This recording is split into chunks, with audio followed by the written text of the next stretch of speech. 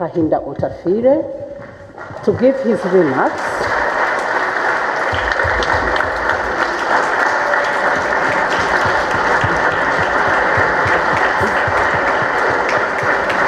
Thank you. Thank you.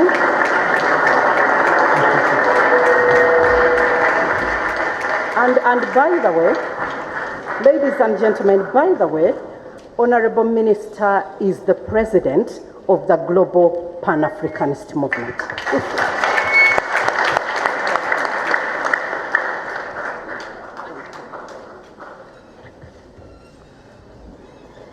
Sit down, ladies and gentlemen. Vice Chancellor, Dr. Kabumburi, my old friend, Kwame Jaru. You know, his father, Ejaru was a very great friend of mine. And the late Dr. Sheji had styled Ekanya after him. You know, he used to wear a collarless shirt, and then he had a bald head like his son. When you see that drawing of Ekanya, it represented his father. But it doesn't matter.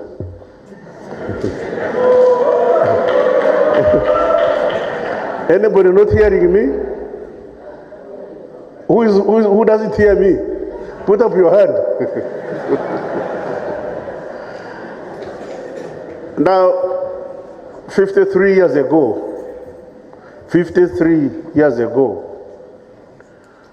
when I walked through the gates of Makerere University, not as a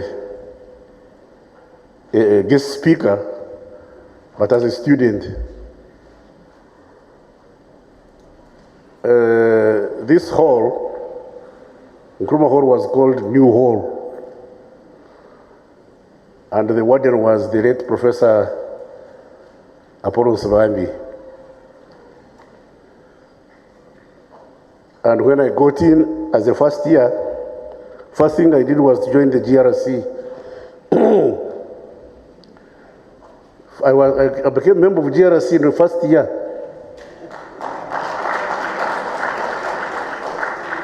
And among other things we did was to rename New Hall Nkrumah Hall. You know, your neighbors in North Coast had claimed suzerainty. They used to call it Kabinda. And we say, why do you call it Kabinda? It's an extension of Northcote Hall. So we said, that can't go on. We are struggling for independence. We can't have colonialism on campus. The noise quotas didn't like it.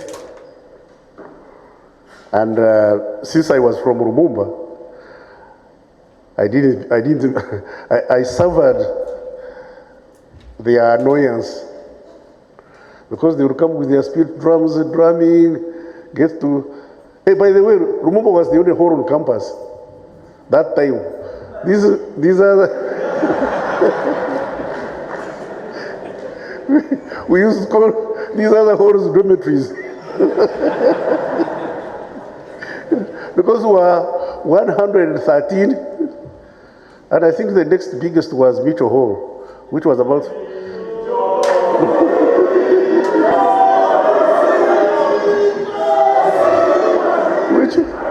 which was about 450 or 500, because for us we were 913, and we say the 913 million. That time was still called Rumba Hall. When I left, I'm told it was called Beastland, I don't know what, Room Box, I don't know. Well, Room Box is not a bad idea because we are frequent visitors to Mary Stewart. And we also renamed Mary Stewart. We gave it a new name, but the name never caught on, you know. The ladies wanted to be stylish. They didn't like the name we gave them. So they remained Mary Stewart. But their phone name was Box. Now, ladies and gentlemen, I don't like lecturing.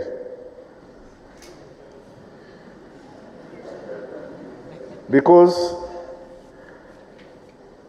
I truly believe I don't have answers to everything.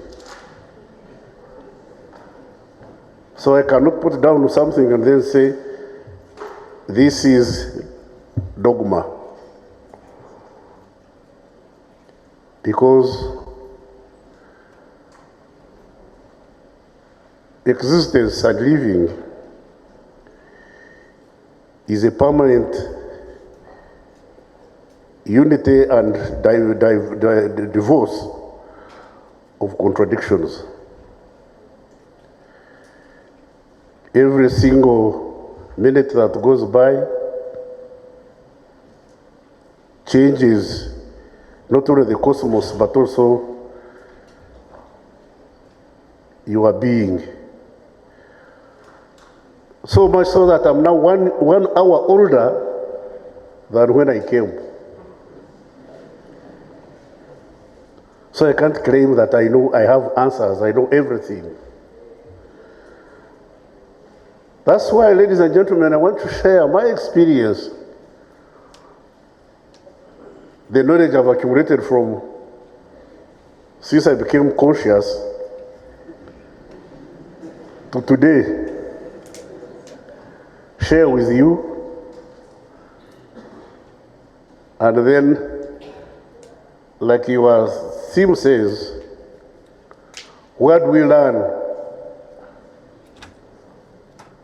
from the life of Kwame Nkrumah. What did Osagyefo live for? What did he live for? Other than the independence of Ghana, the defeat of colonialism, and his vision of neo-colonialism, what did he live for? What is that iconic dream Nkrumah lived for? It was the unity of the African continent. And that dream of his, the unity of the African continent, has been my inspiration, it's been my dream, it's been my goal. That's why I've ended up being chairperson of the global Pan-African movement from 1994 up to date.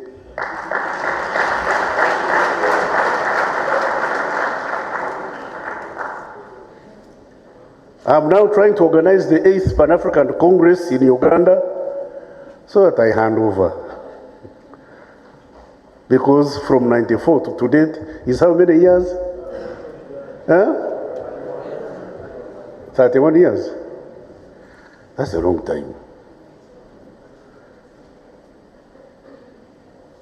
It's high time, I think about, because every time I wanted to hand over, they would say, go on. They would say, go on. But whether I want or don't, my biological past is going to catch up with me. Time will come when my greatest tool of combat, my mouth, will no longer be able to deliver my effective ammunition. So, as I bowed, I would like to leave this accumulated knowledge with you who are young.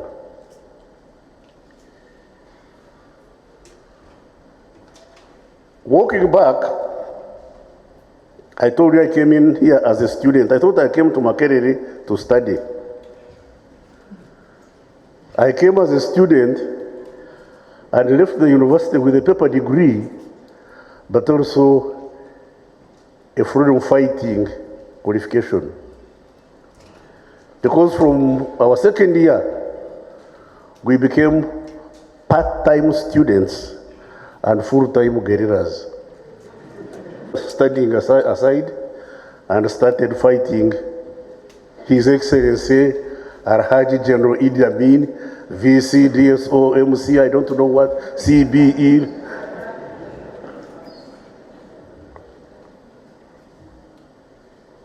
And that gives you the essence of why we lived Nkrumah's dream.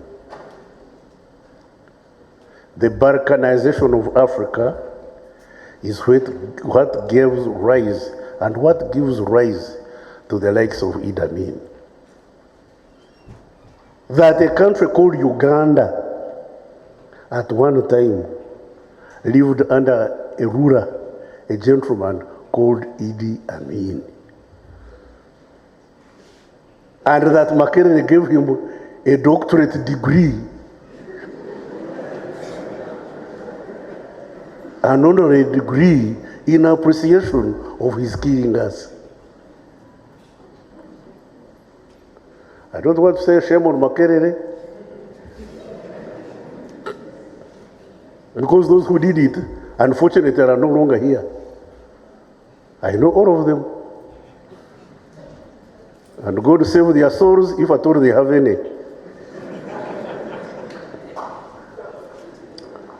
This man started butchering Ugandans from day one, from when he took over. And at a certain stage in his existence, at the height of his killing of his citizens, of killing of Ugandans, Makerere, the oldest university in East Africa, awarded him an honorary PhD for exemplary leadership.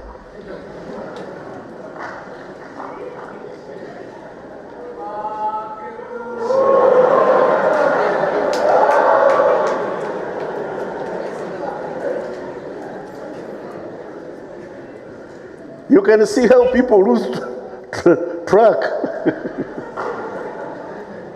Yeah? You can see how people lose track. You can see how people sit on their conscience. You can see how people become part-time thinkers.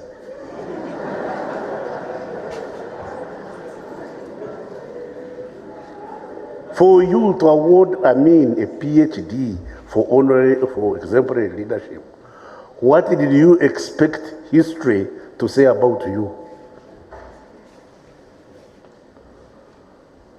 What will history say? I did.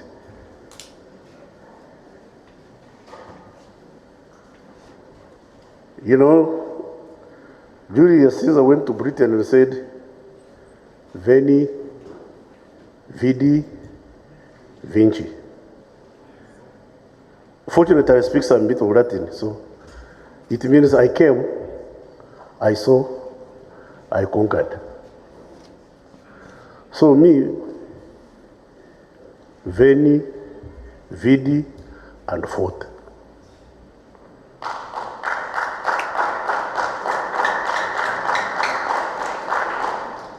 I came, I saw, I decided to join those who are struggling to change the course of events in Uganda, and I fought Idi Amin.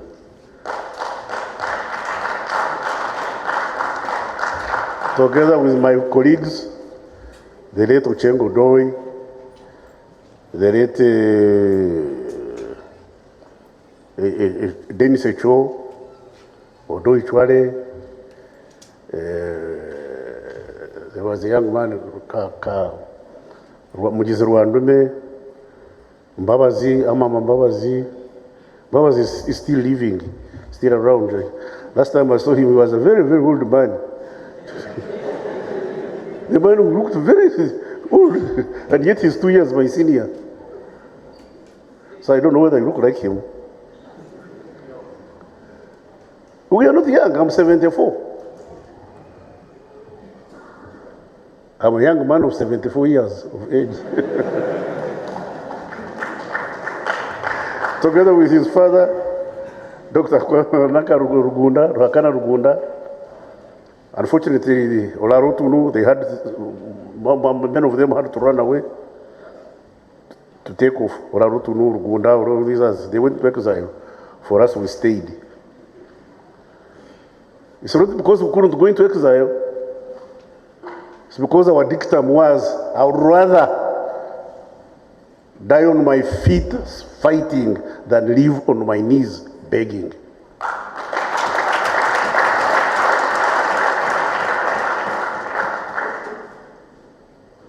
So, ladies and gentlemen, we've done our part. If you look back, I'm chairman of the Pan-African movement, but I'm standing on the shoulders of giants. Marcus Garvey, Kwame Nkrumah,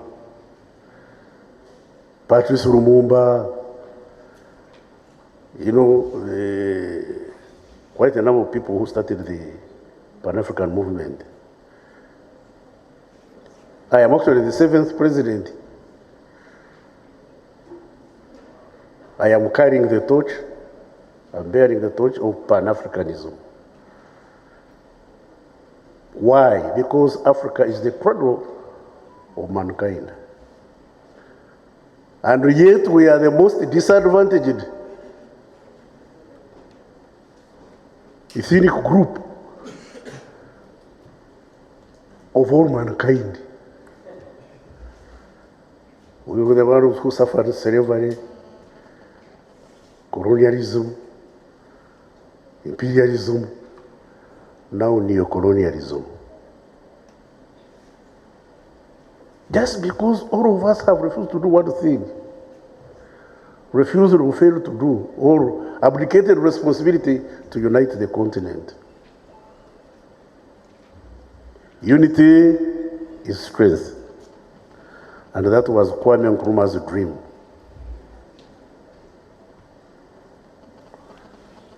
When you think you are inheriting the legacy of Kwame Nkrumah, and you still think you are in Muganda, you are in Munyankore, you are Nachori, you are living a lie.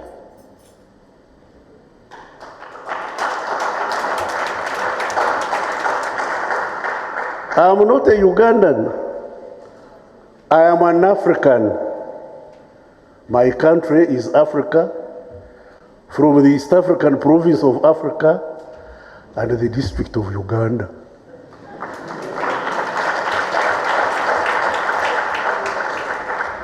The sub-county of Ankore. Ankore may be the architect of my creation, but it's not the trustee of my soul and destiny.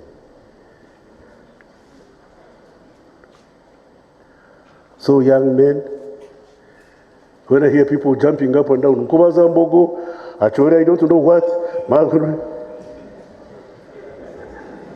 Abanyankore, the Machika Kweterana, I say, God, you God, God who created me, are you the one who made these ones?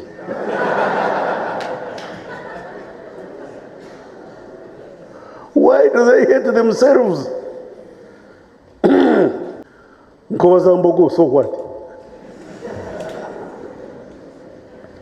Nkobazambogo tezikutuka. Tuzikutuka lunaku. You know those who don't speak Luganda? They say, ropes from a buffalo hide cannot break. But I'm telling them that we break them every day. Nkobazambogo, these ones of the Wanyankore, these ones of the Achoris, the Kakwas and the Madi, all of your stripes will break. It's only when we unite as Ugandans and weave a stronger rope and tie it to the African rope that we shall be unbreakable.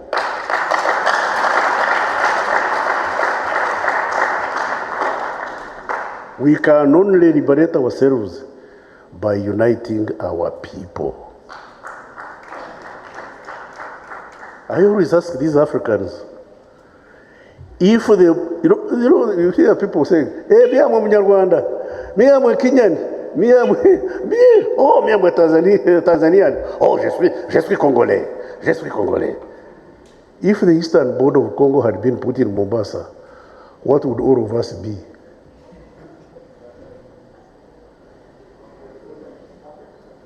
No, if the eastern border of Congo had been put in Mombasa, there would be no Uganda, there would be no Kenya, would all be Congolese. If the northern border of Uganda had been put in Khartoum, wait a minute, there would be no South Sudan. There would be no Darfur. There would all be Ugandans. And you are proud that these borders which bound you patriotically were determined without the input of your forebearers. Which of these African chiefs was consulted about the border? Students of history. Don't you know these borders were drawn on a map where no African dignitary chief or peasant was seated, participated? Then you stand up. It was done in 1800. 2025, you still glorify these borders? Wait a minute, you people at Makerere, the highest institution of learning, students of history, philosophy, political science, you still glorify these colonial borders and use them to describe yourselves? Like when you go to Katuna, there is a man who has a banana plantation that traverses the border. He has a wife in Rwanda and another wife in Uganda. Now what are the children? The late Agre Awori was a minister in Uganda when his brother, Modi Awori, was vice president of Kenya. Agre Awori and Modi Awori, one was vice president of Kenya, the other one was a minister in Uganda. Now, were these ones Ugandans or Kenyans? And yet we are still stuck. We are still stuck to our backward, dangerous, tribal identities. What's the difference between this Muchiga and this Muteso? This Muchiga Kwame and this Kwame from Muteso. It's necessary they are both Kwame. When I look at them, I don't know who is Muteso and who is Muchiga. They all look the same. Bald head, what? Hungry because they live in a continent that encompasses countries that are poor. They are struggling in poverty. Democratically poor. Democratically disadvantaged. And fighting each other because of ethnicity, identity. As if that is not bad enough. One is a Catholic, the other one is a Protestant, the other one is a Muslim. Ladies and gentlemen, who has ever come from heaven to tell you whether they admit Muslims and refuse Catholics in heaven, or whether they admit Protestants and take born again, or whether they don't admit all of them? What if you get there and find that nobody's admitted?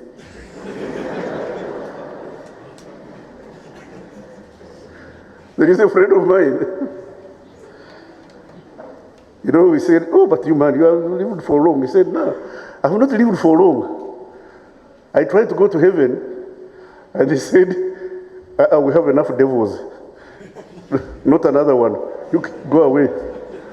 Then he said, I went to hell. When I tried to go to hell, they said, no, person non grata, no visa.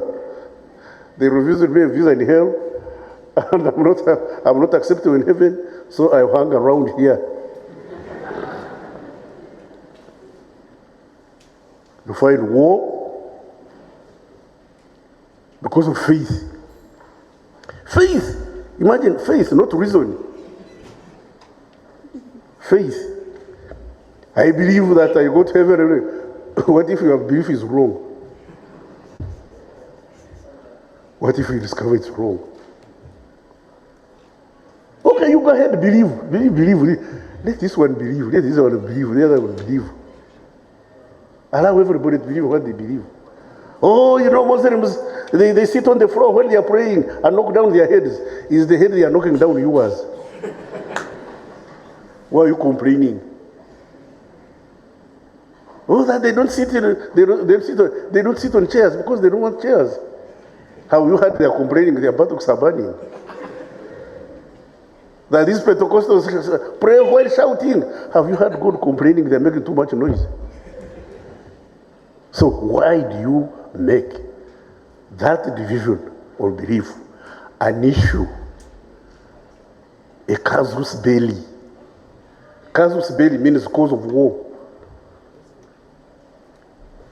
The fact that this man who is bald-headed and his friend who is bald-headed, one is a Mchiga, the other one is a Teso, also becomes a casus belli, that they fight war because this one is a Mchiga, the other one is a... But they are all poor, they are all... None of them can go to the moon. Ugandans can't go to the moon, Kenyans can't go to the moon. Have you heard of a Zimbabwean going to the moon? Or a Congolese? We can't go to the moon because we are divided, and because we are divided, we are democratically poor. Congo is poor. Me, I was there. I was in the Congo for 3 years. If you've seen people who are rich, very rich out of this world, they are in the Congo. But if you want people who are poor, very poor, who live on caterpillars, they are in the Congo.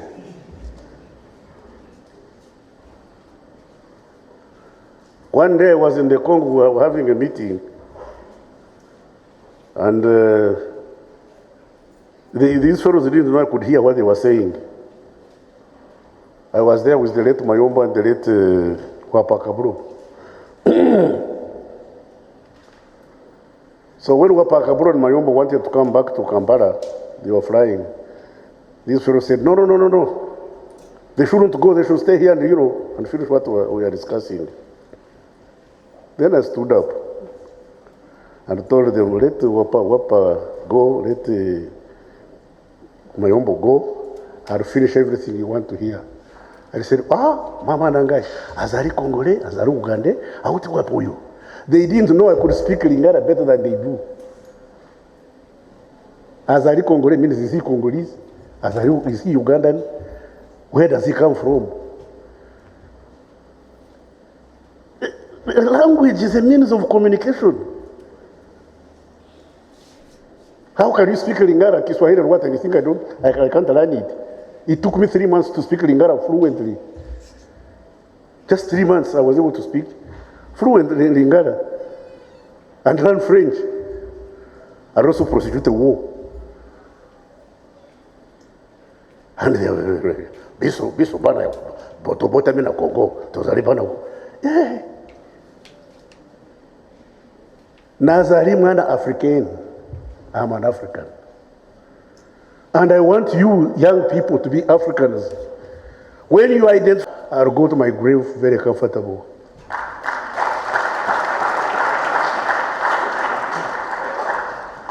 Then as I leave this world, I'll know I've left human beings behind.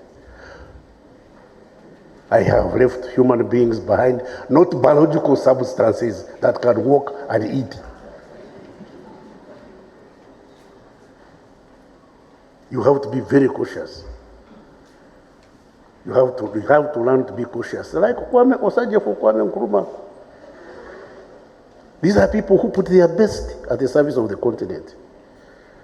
No wonder he was overthrown by imperialism.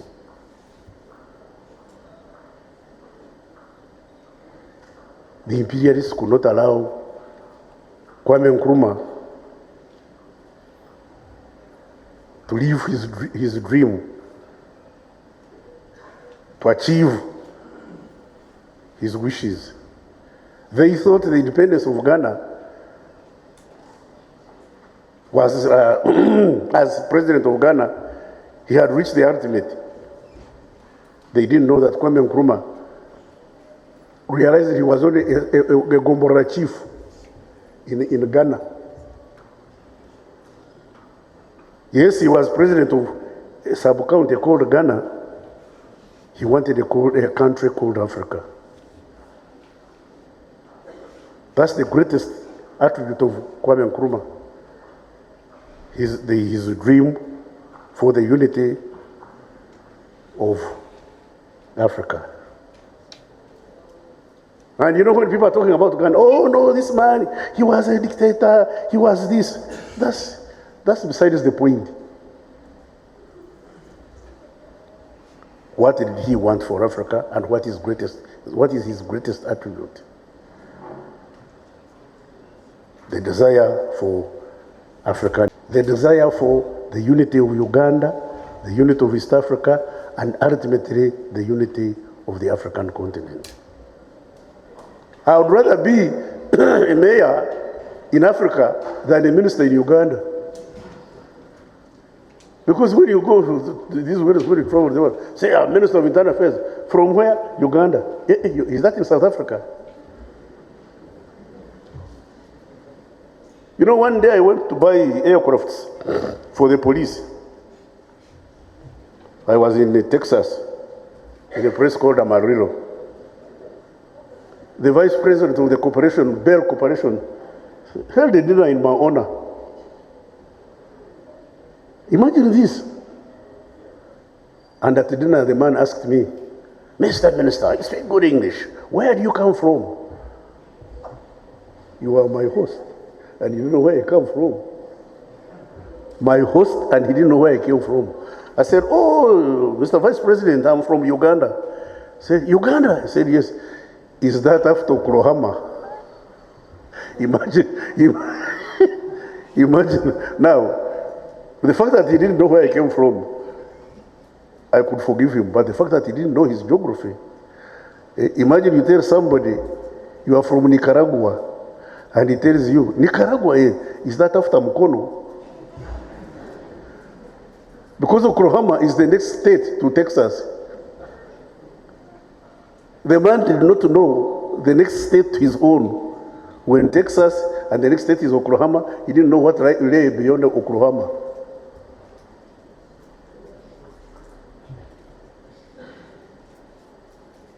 You can imagine. Now, when these people are dealing with us, these fellows, they look at us as from two perspectives. One, the N word. Do you know what the N word is? You know the N word? Niggers. Two, as subjects for exploitation. And we allow ourselves to be exploited.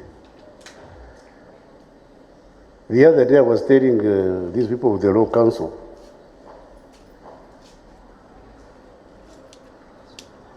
that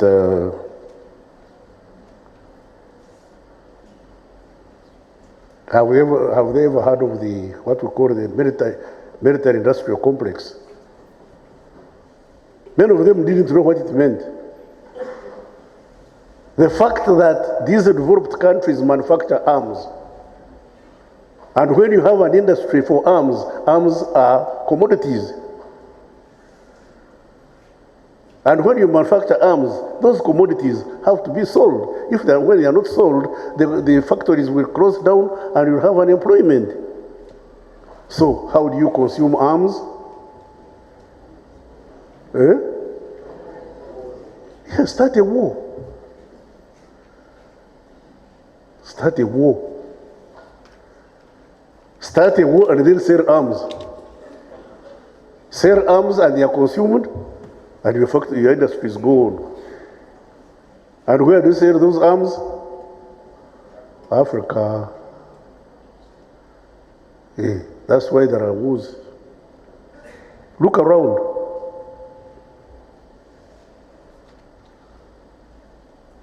One day my little daughter, I think she was in P4, P5,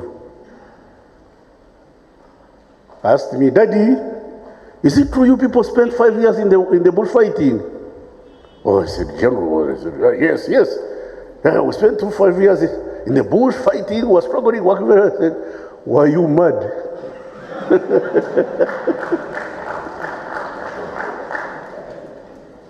I said, fighting? Were you mad? I said, why? What is it you are fighting about that you couldn't sit down and discuss? Did you have to fight for 5 years before you realized that these are issues you could discuss? Said, no, there was no sugar.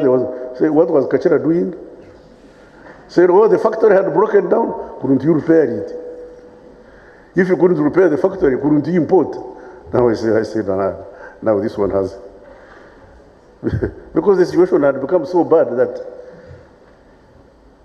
when we tell you that there was a time when there was no sugar, there was a time when there was no soap, there was a time when we had no toilet paper, not even newspapers to use. To you, there are references to the past with no relevance to the exigencies of today, of your challenges. But they are reality. I know they don't concern you because for you, you take sugar for granted. You take toilet paper for granted. You take soap for granted. There was a time in my lifetime when these essential commodities were non-existent in Uganda here. And if you don't unite, if you don't build a prosperous Uganda as one people, that situation could obtain again. It happened before, it can happen again. That's why I call upon you to first of all unite our country, to look at you as yourselves as Ugandans from the District of Uganda and strive to unite with East Africans and unite the African people. Because if you don't, that situation could obtain again. Who can tell me about the existence actually of the Sudanese refugees? There are over 1 million plus refugees from this country called Sudan. Another sizable number from Congo. Do they have time for sitting in lectures at universities? If it can happen to these neighbors of yours, can it happen to you? The only way to prevent such occurrences is to unite. To start thinking above your ethnic and religious identities.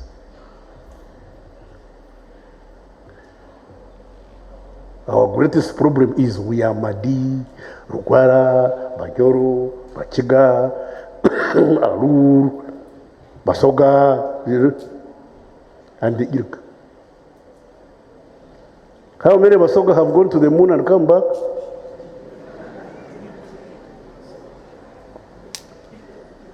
How many Basoga can manufacture jet planes?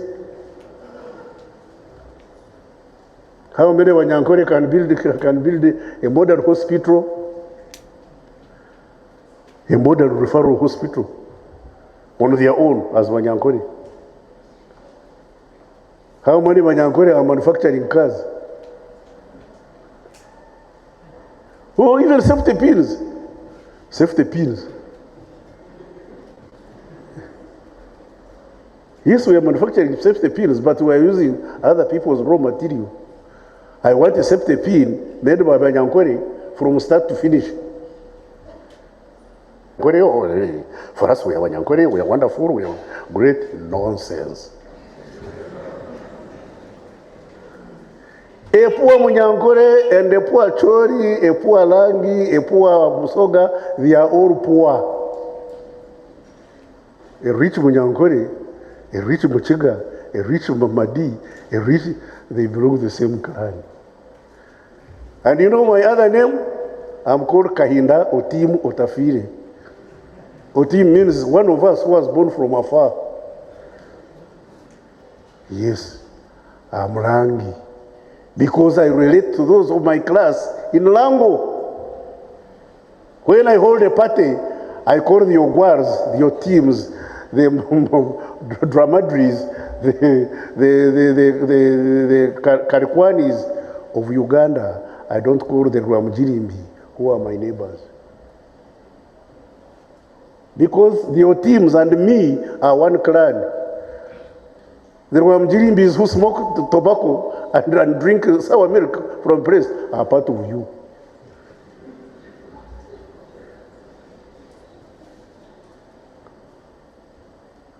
And you must learn the phenomenon that those of us who are in privilege use you. Use you to fight our unjust wars. Wake up. Stop being used to fight unjust wars. If we are going to fight a war, it has got to be just and legitimate. Don't fight a war because you and me are biologically Banyankore. Biologically Banyankore, when we are socially different tribes. Have you understood what I'm saying? Do you understand what I'm saying? Yes. My son and my mother are biologically Banyankore, same DNA, but they are different classes. My late mother used to touch cow dung, and my son could not milk. At the age of 11, he couldn't milk. My mother was worried about this cursed grandchild who cannot milk at the age of 11. But my son was equally worried about this old woman who catches cow poo-poo. The DNA is the same. The biological, the ideological identification is at variance. Now my son would want to use his grandmother to fight war on his behalf, when their social interests are at variance. Go on with your disunity. You will see how far you will go. There should be no Baganda, no Banyankore, no Bagisu, no Bachiga at Makerere. There should be Ugandans.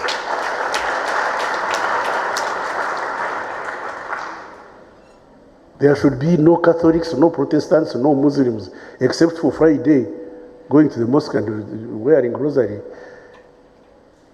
We should have one religion, the religion of the just and the good and the religion of the bad.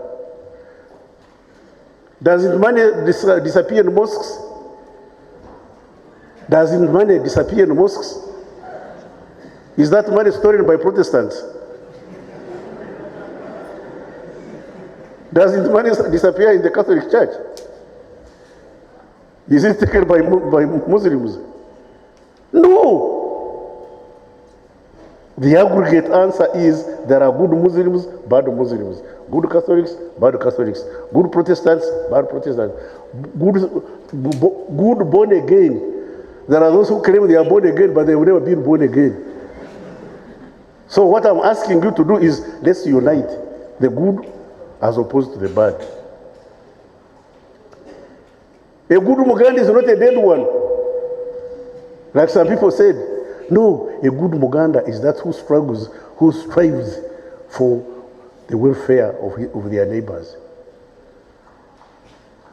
A good Munyankore is a good Muganda, is a good Mutoro, is a good Iteso. They are all good. Those who steal your cows, are they Bachiga? The Karamajong come and steal from the Iteso, and yet they are the same group. The Karamajong call these ones Karachuna. They say these are Karachuna. They are the same group. They take their cows. And these ones starve. Hey, now what do we do with the Karamajong? But these are your blood. Meaning that there is no monopoly of righteousness or evil. If you want to be progressive and useful citizens of the country and Africa, you have to learn to discern the correct from the wrong. You have to be able to say this is correct, this is wrong. Nobody should lord it over you. No. We are all born equal. We assign responsibility to leaders. Those who assume leadership responsibilities should not load it upon us and use us as subhumans and people to trade on. We are equal. I am member of parliament because of the votes of the people of Rwanda. When they withdraw them, I become Otafire. Yes, it's your vote that makes me roll. The other day I saw people in my group buying votes. I will also eat, so I don't hide. Buying votes.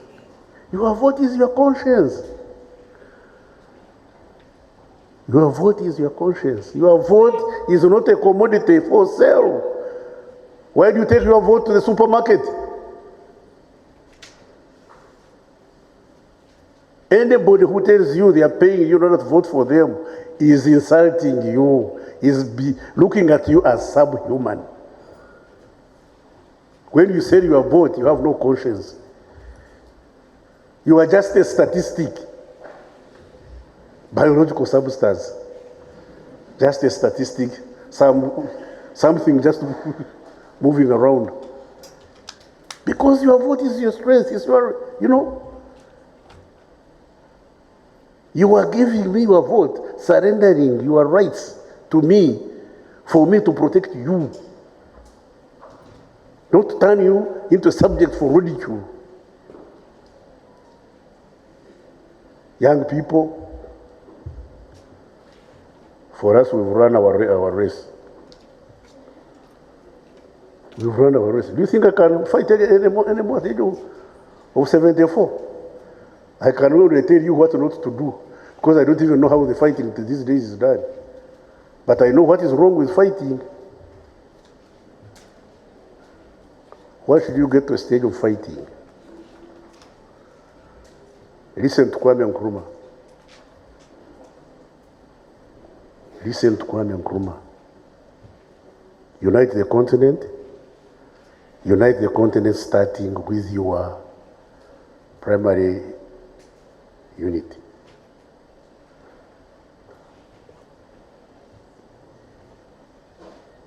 Divisionism is an existential threat to Africa. It's an existential threat to Africa. We divide ourselves, buy arms, kill each other, and we pay. We are now paying for the arms bought to fight us. Actually, not fight us, to kill us, because he was not fighting anybody. He was killing. And to glorify him, the people of Rukunjiri, some people in Rukunjiri, named him life president. You mean somebody steals your goats and you also, as he's walking out, you also, why did you leave the chicken? Somebody has stolen your cows, your goats, and as he's leaving, you say, hey, by the way, you forgot the chicken. Man has been killing people and you declare him life president. Are you okay? Life president, my food. Fortunately, he ended his life when he was no longer president.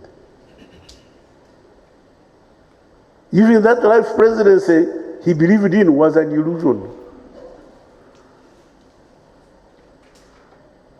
It was an illusion which he lived and believed in. And he's not alone. He's not alone. The problem of Africa is leaders who live illusions of grandeur, of invincibility, omniscience, omnipotence. Wait a minute, Kahinda, the other day you were here with mucus running around like at Makerere struggling with books. You know? Today you are a member of parliament and you think you are almighty. Wait a minute. Where you were born, you think there are no other people who are born? When you picked courage, you think there are no other people who can pick courage? Young people, me, I'm telling you, I learned my lessons, and I don't want you to pay the price we have already paid for you. Don't buy what we have already paid for. That is liberty and peace. We have paid for your liberty, we paid for your peace. Don't pay the price we have already paid for you.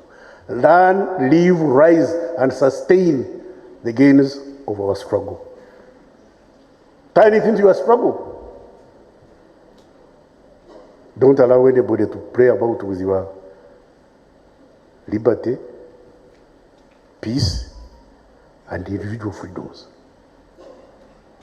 And you can only ensure that when you unite. Africa, like Osaje for Kwame Nkrumah said, lived, believed, and lived for. Ladies and gentlemen, thank you for listening to me.